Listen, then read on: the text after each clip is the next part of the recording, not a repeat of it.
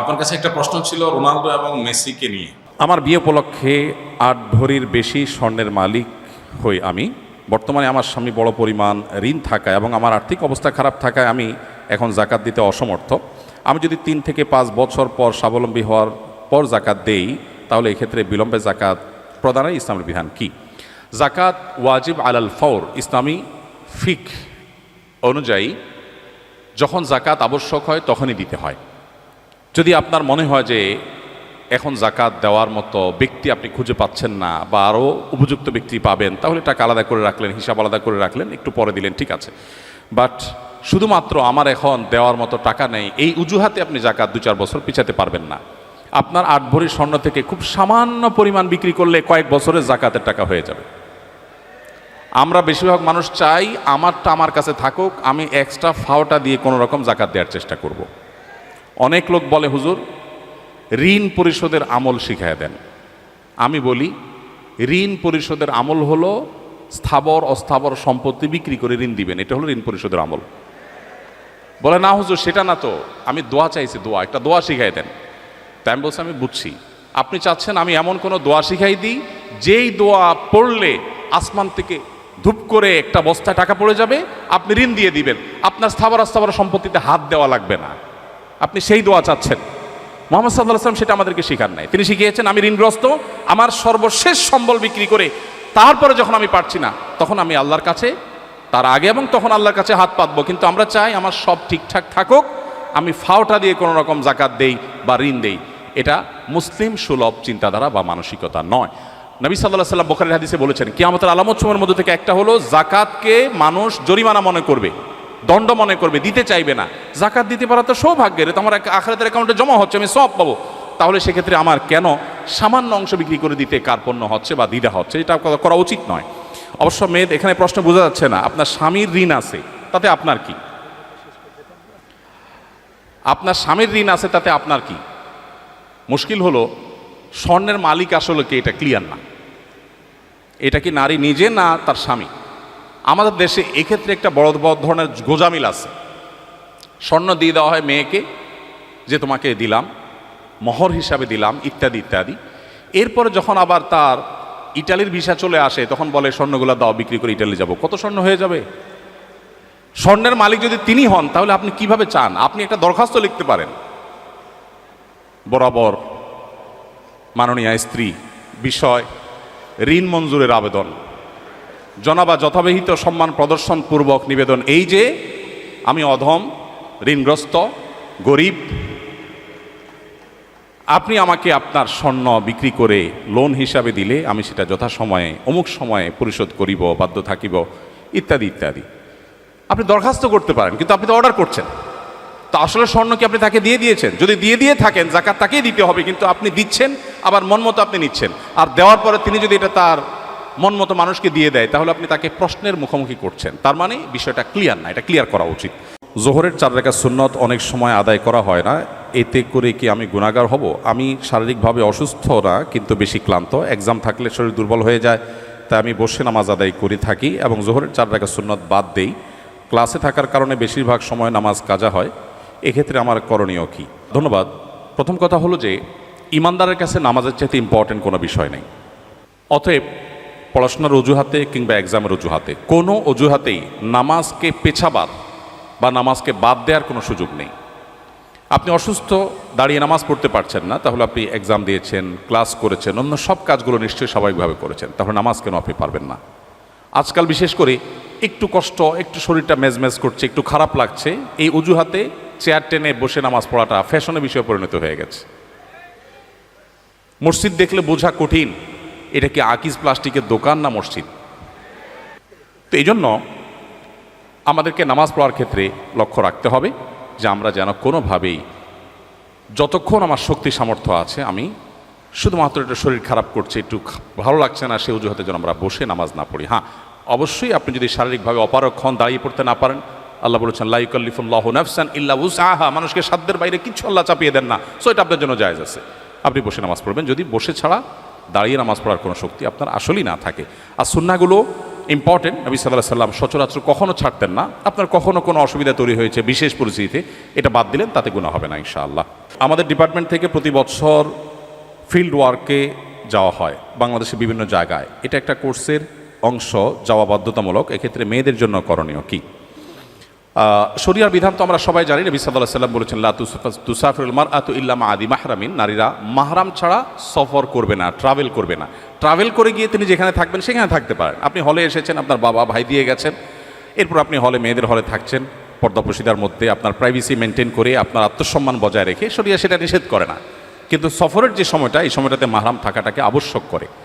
মওলানা তাকি উসমানী সাহেব, পাকিস্তানের কোনো আলিমরা এবং আরবের কোনো আলিমরা অবশ্য, নারীরা যদি অন্য নারীদের সাথে কোনো ট্রাভেলে যান যেখানে অন্য নারীরা তিনি কোনো বিপদে পড়লে তাকে টেক কেয়ার করতে পারবে এরকমটি মনে হয়, তাহলে সেটাকে অনুমোদন করেন, অ্যালাউ করেছেন, বিশেষ করে হজের সফরে। তো যাই হোক, শরীয়তের মূল বিধানটা আমরা বলে দিলাম। এই যে বিষয়টা এবং এই জাতীয় পর্দা রিলেটেড আরও যে সমস্ত ইস্যু আছে, এই সমস্ত ইস্যুগুলোতে আমাদের কাছে সাধারণত মনে হয় যে মেয়েদের জন্য এত বাইন্ডিংস কেন, ছেলেদের জন্য তো কোনো বাইন্ডিংস নাই। আমার প্রশ্ন হলো, আমাদের মহামান্য রাষ্ট্রপতি তিনি যদি বলেন, যিনি যখন থাকেন, আমি চেয়ারের কথা বলছি, যদি বলেন যে কতদিন একটু কারওয়ান বাজার যেয়ে, মাছ বাজারে যেয়ে একটু মন মতো মাছ কিনি না, সরো তোমরা সব, আমি একটু আজকে মন মতো একটু মাছ কিনতে যাব। উনি যদি বলেন যে আমি একটু আজকে ঢাকা শহরের লোকাল বাসে চড়ার একটা মজা আছে, কতদিন এই ঠেলাঠেলি ঢাকা দেখিতে নাই, আমি একটু লোকাল বাসে পাবলিকের মতো কষ্ট করে একটু ঠেলাঠেলি করে একটু আমি যাত্রা করতে চাই, তিনি যদি বলেন এবং তিনি যদি অর্ডারও করেন, তার সে অর্ডার কি তামিল করা হবে? তাকে কি যেতে দেয়া হবে?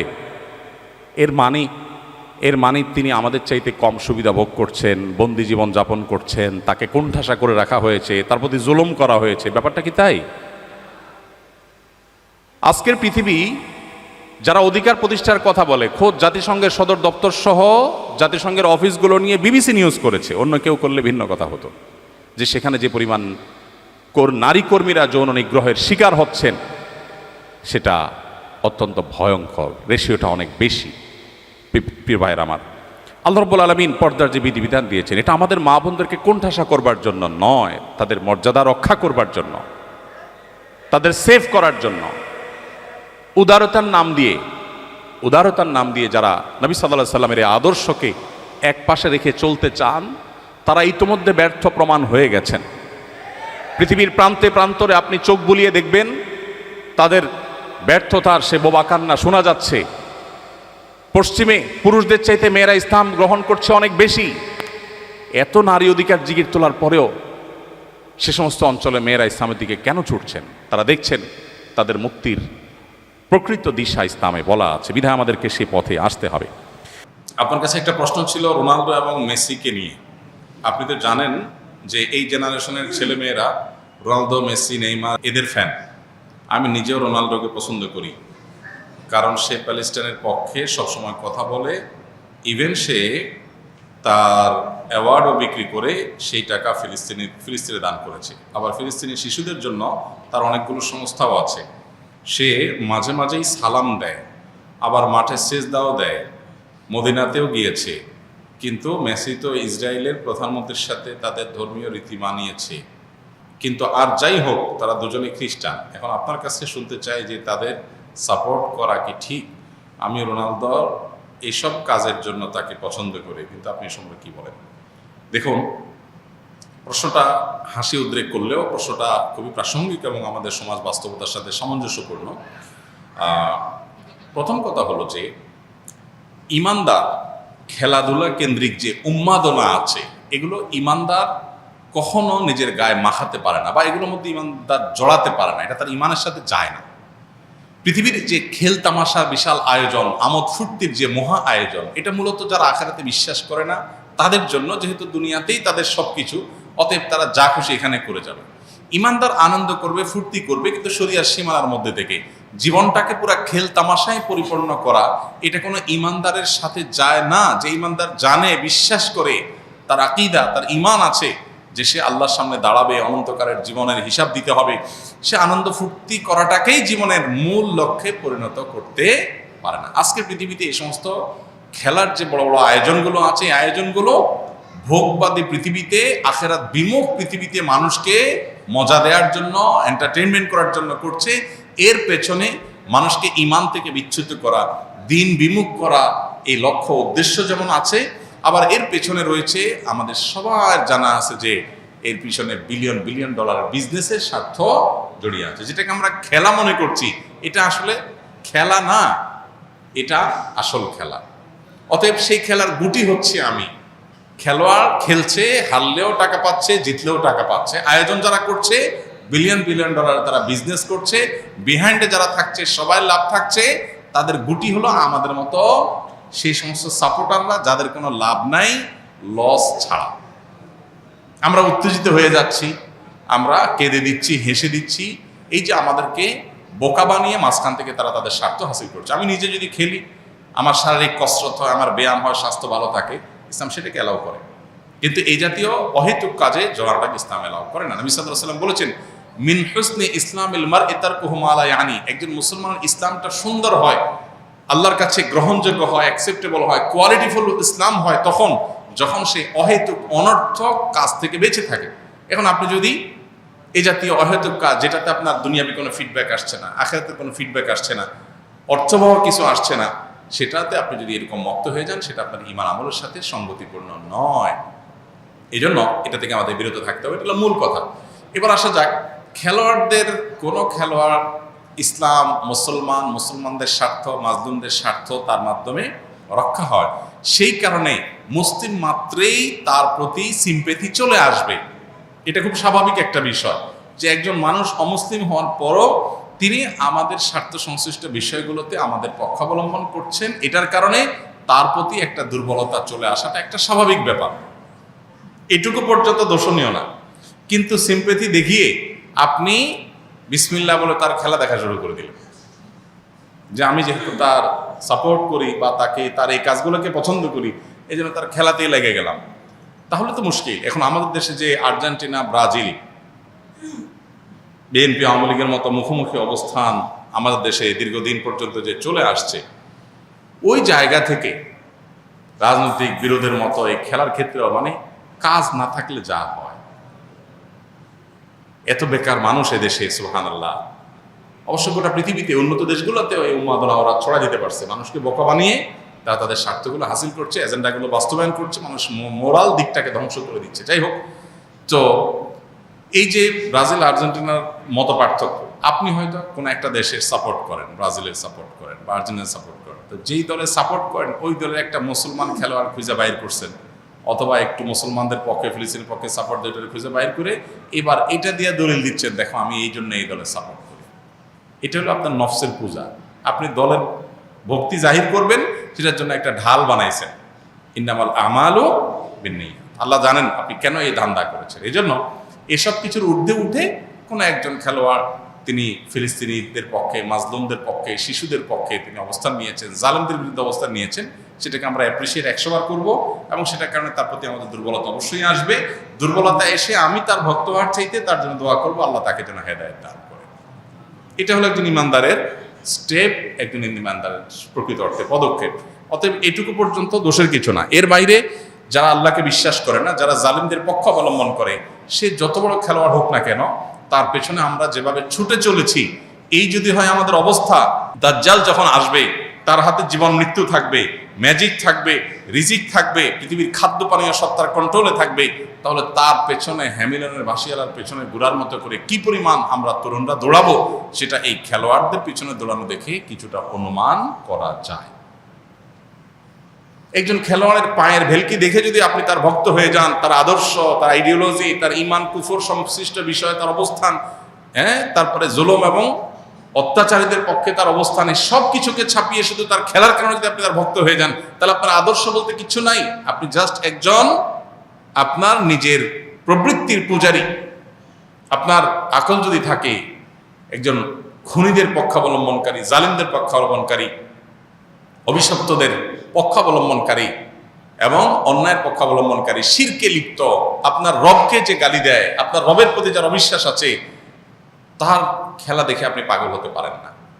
একজন লোক অনেক ভালো খেলোয়াড়, অনেক চমৎকার খেলে, অনেক ম্যাজিক্যাল আপনার তার স্টেপ পদক্ষেপ আছে, অনেক তার ভালো পারফরমেন্স আছে, এই লোকটা আপনার মাকে যদি কটু কথা বলে এবং বলে যে আপনার জন্মে ঠিক নাই, আপনার বাবা এই লোক না, আপনার মার চরিত্র খারাপ, অন্য কারোর কাছ থেকে এই সন্তান তিনি জন্ম দিয়ে এনেছেন, এই কথা যদি আপনার মা সম্পর্কে কেউ বলে, আপনার মায়ের ব্যাপারে যদি কারো বিশ্বাস থাকে এরকম আপত্তিকর, সে যত বড় খেলোয়াড় হোক, আপনি যদি কুলাঙ্গার সন্তান না হয়ে থাকেন তাহলে আপনি তার ভক্ত হতে পারেন না।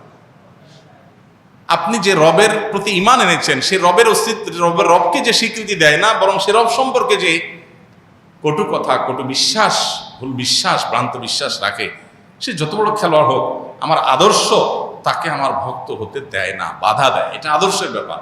আর যার কাছে ঈমান নামকে আসতে আছে, মুসলমান নামকে আসতে, সে আজকে এর পিছনে দৌড়াচ্ছে, কার কেউ পিছনে দৌড়াচ্ছে, এই যুবকই যদি বেঁচে থাকে আর দাজ্জাল পৃথিবীতে আসে, সবার আগে চোখ বন্ধ করে বলে দেওয়া যায় এই শ্রেণীর যুবকরা দাজ্জালের পিছনে দৌড় দিয়ে চলে যাবে।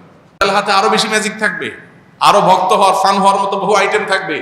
আমাদের অনেক তরুণরা কোরিয়ার আপনার কি বিটিএস, এই তরুণদের ফান হয়ে যাচ্ছে, অনেক ছেলেরা মেয়েরা। এর কারণ হলো তাদের মধ্যে ঈমানের চেতনা নেই, আদর্শ নেই।